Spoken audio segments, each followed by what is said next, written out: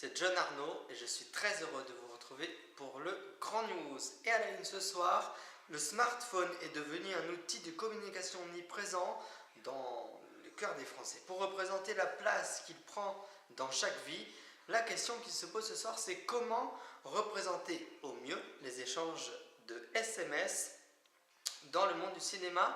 Et c'est Olivier Ataya qui nous répond ce soir, regardez.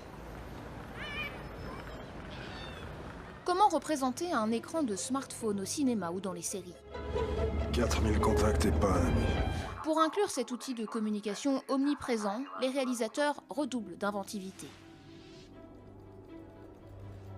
Dans son dernier film, Personal Shopper, Olivier Assayas met en scène une jeune américaine à Paris qui reçoit d'étranges messages anonymes sur son portable.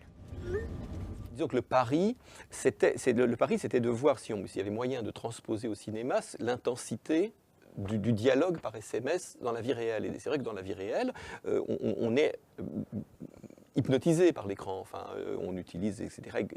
Et quelquefois, quand on est dans des discussions qui peuvent être aussi bien professionnelles que sentimentales, mais qui peuvent avoir une certaine intensité, on est rivé à l'écran, le temps d'attente devient insupportable, d'autant plus qu'on peut avoir maintenant il y a des icônes qui indiquent que l'interlocuteur a reçu le message, l'a ouvert, pourquoi ne répond-il pas, pourquoi met-il, ou tout d'un coup des petits points se mettent à clignoter qui indiquent qu'il est en train d'écrire, et puis en réalité le message n'arrive pas, alors pourquoi il a commencé à écrire quelque chose, il ne l'a pas fini, qu'est-ce qu'il est en train de me dire par là, donc tout ça fait partie de la syntaxe, du texto qui produit une espèce de tension. Le réalisateur a donc opté pour une mise en scène simple en apparence, de champ contre champ entre le visage du personnage, Maureen, et l'écran du téléphone. Lors de cette scène de plus de 6 minutes, le dialogue se fait uniquement par SMS. Cette scène, quand je l'ai écrite, je pensais qu'elle était très simple à faire. Je me disais, c'est même dérisoirement simple à fabriquer. Au fond, on la regarde et puis on filme son téléphone. Quel est le problème? Il y a 1000 problèmes. La comédienne interagit avec le téléphone. Donc, quand je suis en train de la filmer, elle, en gros plan, ou enfin relativement serré, il faut qu'elle reçoive en temps réel les textos qui tombent un par un, qu'elle les réponde et qu'il y ait quelqu'un qui envoie la réponse. C'est la source de toutes sortes de cafouillages qui ont y compris à voir avec le fait que des fois, les textos mettent 30 secondes à arriver et que le plan est raté. Certains des textos apparaissaient en bleu, mais d'autres fois, tout d'un coup, ils apparaissaient en vert. Il y a plein de textos qu'on a été obligés de changer ou de refaire au montage parce que le protocole changeait toutes les heures, selon les astres. On n'a littéralement pas pu filmer plein des inserts de téléphone et on a emporté des bouts de moquette, des bouts de table, des bouts de trucs, etc. pour avoir les éléments, les arrière-plans des téléphones pour qu'ils matchent. Et donc on se retrouvait, là il se trouve encore une fois, on était en province en France, mais il y a plein de ces inserts de téléphone qu'on a tournés quand on était en Tchéquie, en studio, etc. avec un bout de moquette ou un bout de table ou un bout d'ailleurs voilà, là cette table-là, c'est la table originale, mais en réalité transportée en Tchéquie.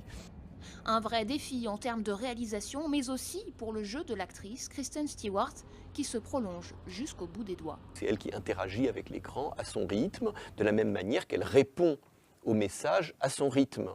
Et que la façon dont elle hésite ou n'hésite pas, répond tout de suite ou diffère sa réponse, sont des choses qu'elle contrôle elle et qui sont des nuances qui sont essentielles dans une scène comme celle-là. Kristen, moi j'ai utilisé beaucoup la vitesse à laquelle elle tape. Elle a une manière de taper, une manière de comprendre les règles de conduite, disons, du dialogue par SMS, et ça fait littéralement partie de son jeu. C'est vrai qu'il y a je me souviens qu'elle me disait, un jour, elle me disait en plaisantant, oui, enfin moi, mon partenaire, ce sont mes pouces, dans ce film-là.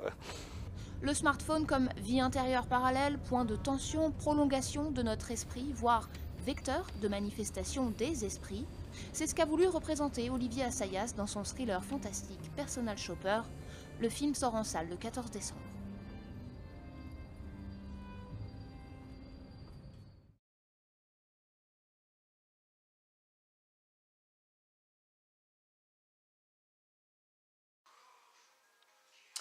Dans les colonies des manchots royaux des îles Crozet, en l'absence de la femelle, le mâle nourrit son petit en régurgitant des poissons qui restent intacts dans son estomac plusieurs semaines d'ailleurs. à 37 degrés, tenez-vous bien. Reportage Anna Welfare, Charles Mur et Yvon Le Mao. Et c'est pour le Grand News, bien sûr.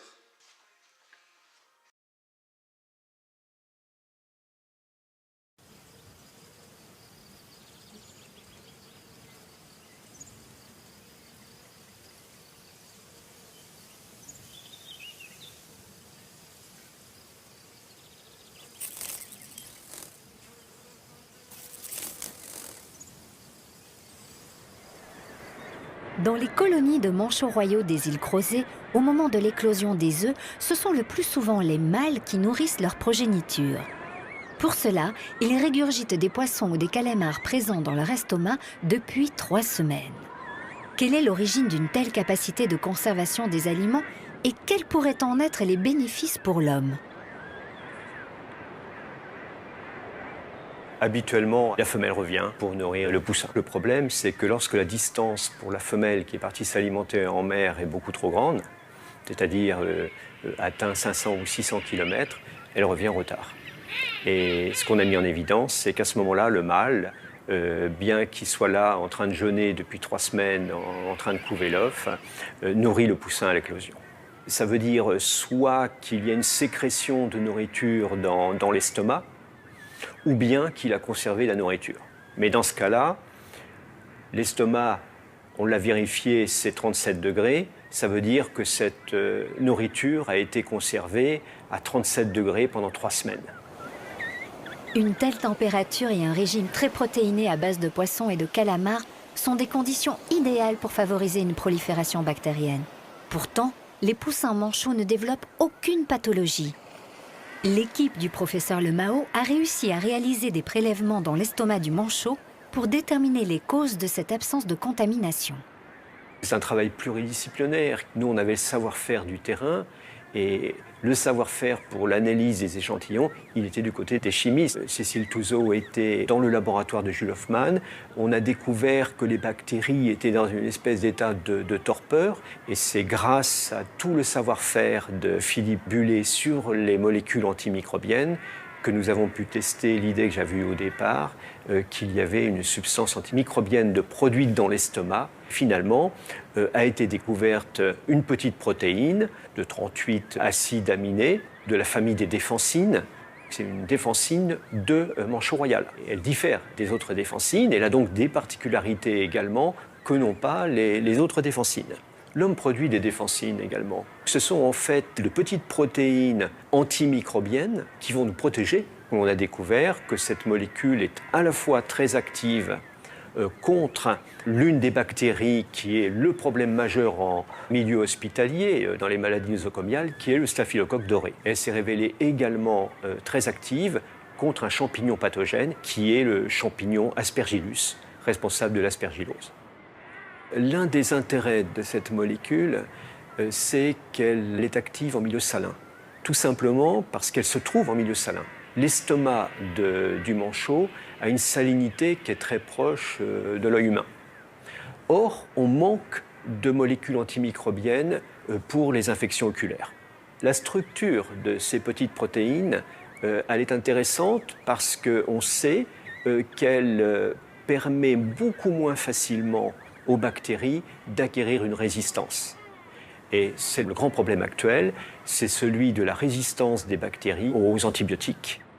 Habituellement, la plupart des molécules d'intérêt biomédical sont trouvées dans les plantes. La découverte de la sphénicine montre que la biodiversité animale est aussi une fantastique source d'innovation. Il reste encore de nombreuses molécules naturelles à découvrir dans le monde animal afin de remplacer les antibiotiques auxquels les bactéries deviennent de plus en plus résistantes.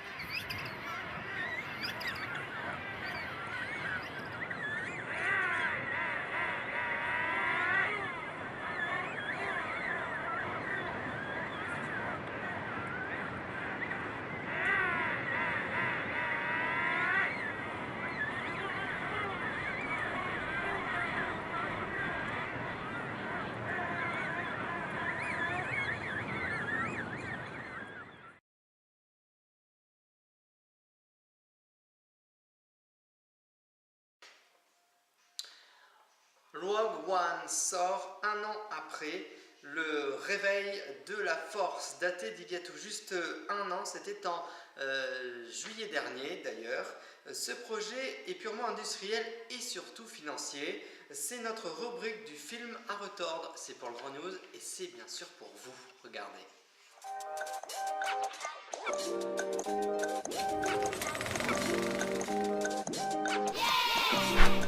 La célèbre introduction de l'épisode 4 de Star Wars mentionne une opération des rebelles pour récupérer les plans de l'Étoile Noire. Rogue One utilise comme moteur de son intrigue cette mission à haut risque. Sorti un an après l'épisode 7, ce film dérivé de l'univers de la saga créée par George Lucas n'a pas du tout convaincu nos critiques. Ce nouveau Star Wars, 2h30, même plus, je pense, d'ennui assez sidérant. D'autant plus sidérant que moi j'avais vraiment beaucoup aimé le film précédent qui réinventait quelque chose tout en recyclant complètement la mythologie, mais se la réappropriait de manière attachante et sympathique.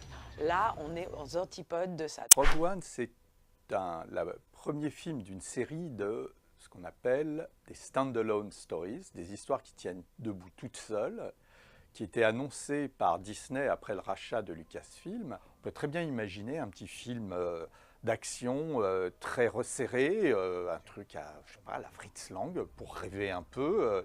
Et déjà, la première déception et surprise même, c'est de constater que en fait, c'est tout à fait un épisode de la saga. Donc, pas beaucoup de surprises au niveau du scénario, quelques acteurs nouveaux qui arrivent comme ça, deux, trois petites créatures avec des nouvelles têtes dont on pense que peut-être elles vont avoir un rôle, mais pas vraiment. Il n'y a pas d'effort de mise en scène à part suivre le cahier des charges, de bien rappeler la musique de John Williams, certains gimmicks comme ça de Star Wars. On a vraiment l'impression d'être devant un projet purement industriel, voire purement financier.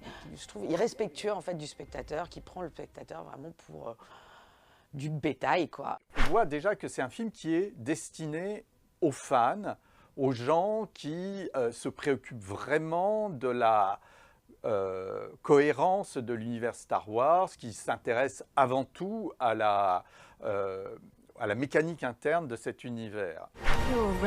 Si le terme anglais rogue peut être traduit par renégat, le film de Gareth Edwards reste sage et policé. Rogue One respecte la plupart des codes de Star Wars, tout en s'inscrivant dans la mouvance des blockbusters hollywoodiens actuels. On retrouve en fait une espèce de syndrome qu'on peut appeler, je sais pas, destruction porn, qui est cette espèce de tendance du cinéma, des blockbusters, des films de super-héros, à faire un spectacle de la destruction. Les catastrophes militaro-industrielles se multiplient, mais là encore, le parti pris n'est pas tout à fait assumé parce que ce massacre ne fait pas couler une seule goutte de sang. Les méchants ne sont que des silhouettes. La raison est simple, c'est qu'il faut garder le classement PG-13 aux États-Unis, parce que PG-13, ça permet de friser les 200 millions de dollars de recettes, alors qu'un classement R, Restricted, ça fait tomber généralement en dessous de la barre des 100 millions de dollars de recettes.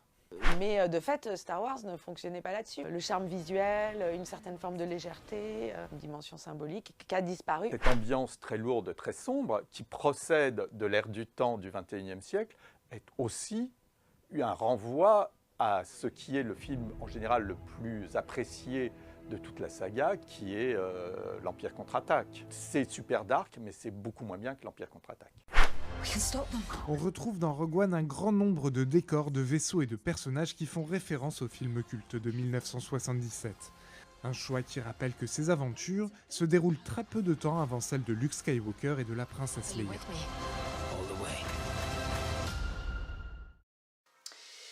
Et vous le savez, vous pouvez nous laisser un commentaire juste en bas de la photo qui se présente ce soir. Vous pouvez donc nous laisser un commentaire pour vos dédicaces. Et ce soir, c'est notre ami Joseph Cabri, Aura et Charlotte Lacroix qui ont commenté pour avoir leur dédicace. Voilà, c'est la fin de ce grand news. Vous retrouvez bien sûr dans un instant la méthode de Jean-Pierre Buffet, suivi du journal de l'économie et bien sûr de la suite de vos programmes sur News TV.